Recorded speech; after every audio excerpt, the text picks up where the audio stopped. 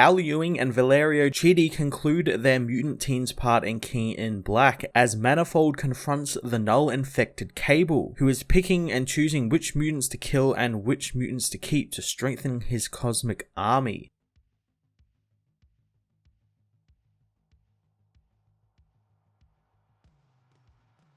Al Ewing continues to make the most of this tie-in and provide some wonderful action and focus on some lesser known mutants like Manifold, Wiz Kid, and Frenzy. I really enjoyed the drama stemming from Abigail Brand's portion of the book and how she's working in secret with S.W.O.R.D. So much so the other mutants like the Five and Hope Summers begin questioning her loyalty to the Krakoan dream and what the mutants want best for their people. Hope did have a good point about human thinking and how Brand still is used to doing that, as well as Brand's plan for just saving humans and mutants by shooting them into space to set up new colonies. But on the flip side of that, I like that Brand doesn't adhere to the will of Xavier and Krakoa and at oftentimes questions it, continuing what's been so great about this whole X-Men revival from Jonathan Hickman in that you don't always know if they're right or who's wrong, and they operate in a rather morally grey area, and I like that characters can question that, and I think we're meant to as well, and it's so fantastic that Al Ewing and all of the writers of the X-Men books are continuing that throughout this series.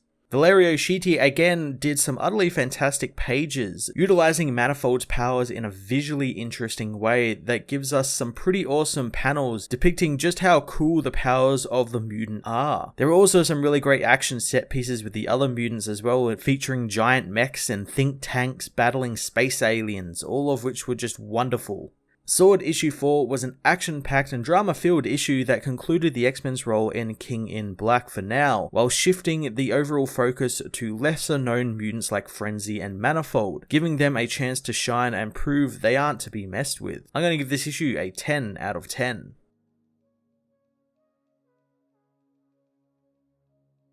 S.W.O.R.D issue 4 sees Frenzy falling into a dark void, remembering that she was on Krakoa and something stole Cable's face. She wonders where she is as she feels alone in the dark, reminding herself that this can't hurt her and nothing can, but she can try and hurt it back hard, trying to find something to latch onto in the void. Out in the real world, the symbiote Cable asks if Manifold likes what he's done with Krakoa, turning it into an anti-Krakoa and his Garden of Death. He knows that he doesn't have full control yet, but his reach is spreading across the island.